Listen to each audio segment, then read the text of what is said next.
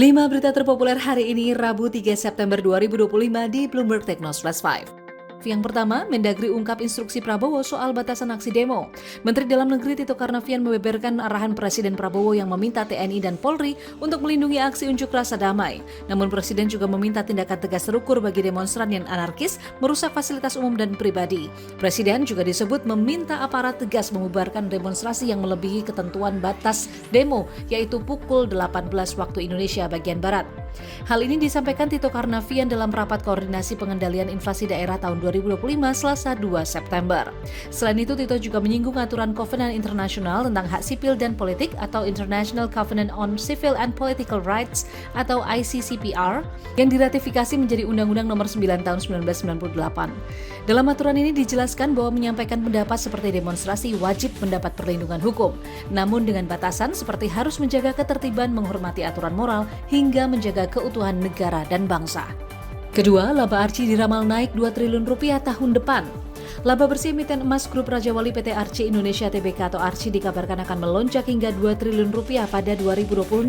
Hal ini selaras dengan potensi produksi emas dan kenaikan harga emas yang mempengaruhi average selling price atau ASP. Informasi tersebut sejalan dengan kabar Arci yang mulai bekerja sama dengan PT McMahon Indonesia untuk pengembangan tambang bawah tanah Pit Kopra. Sementara Arci juga menargetkan produksi emas naik 25% sepanjang 2025 dibanding tahun lalu yang sebesar 93.400 troy ounce. Arci juga menjelaskan perkembangan signifikan perusahaannya. Pada kuartal 3 2024, Arci mencatat hasil pengeboran yang menemukan biji emas berkadar tinggi 60 gram per ton dengan ketebalan 36 meter pada kedalaman 178 hingga 214 meter. Ketiga, demo 3 September daftar link CCTV situasi Jakarta dan sekitarnya. Rencana demonstrasi masih bermunculan di depan DPR RI pada Rabu 3 September 2025. Di antaranya Aliansi Perempuan Indonesia yang dijadwalkan bergerak menuju DPR pada hari ini. Untuk memantau pergerakan demonstrasi dan situasi terdapat beberapa link CCTV yang dapat diakses langsung oleh publik. Hal ini menjadi penting sehingga masyarakat dapat mendeteksi keadaan darurat seperti kerusuhan hingga alternatif jalan jika ada pengalihan lalu lintas. Untuk mengakses CCTV ada link khusus yang ditempatkan Bloomberg Technos di dalam artikel bertajuk Demo 3 September, daftar link CCTV situasi Jakarta dan sekitarnya. Keempat, isi dakwaan Rekapital milik Rosan dalam kasus Asabri.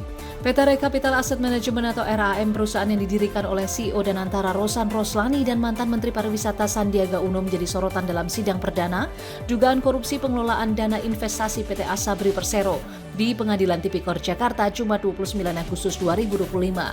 Dalam dakwaan, PT Rekapital disebut melalui produk reksadana Rekapital Equity, perusahaan ini didakwa memperkaya diri dengan menerima komisi berupa manajemen fee senilai 16,65 miliar rupiah yang diperoleh secara tidak sah.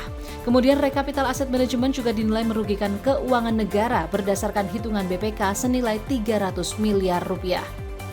Selain Rekapital, ada nama PT Victoria Management Investasi yang didakwa serupa melalui produk reksadana campuran Victoria Jupiter, perusahaan yang disebut menerima fee 16,13 miliar rupiah secara tidak sah ini juga turut menyebabkan kerugian negara 300 miliar rupiah. Kelima, BlackRock beli lagi obligasi 10 hingga 15 tahun RI tak terpengaruh demo. BlackRock Incorporation tetap menjadi penggemar obligasi pemerintah Indonesia bertenor panjang.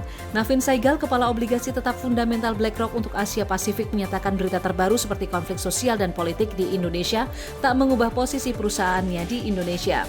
Ia juga menyebut meningkatkan kepemilikan obligasi yang jatuh tempo dalam 10 hingga 15 tahun, menggeser posisi dari tenor lebih pendek. Menurutnya, obligasi berimbal hasil tinggi ini menawarkan kompensasi resiko yang memadai di tengah ketidakstabilan politik lokal. Terlepas dari gejolak pasar terbaru, Saigal menyatakan imbal hasil real sekitar 3% pada obligasi Indonesia merupakan margin keamanan yang layak. BlackRock memegang obligasi Indonesia selama 12 hingga 18 bulan terakhir dalam dana pendapatan tetap global tanpa batasan, di mana Indonesia menyumbang 5% hingga 15% dari sejumlah surat utang Asia. Itu dia 5 berita terpopuler pilihan Bloomberg Technos hari ini. Ikuti terus update selanjutnya di www.bloombergtechnos.com.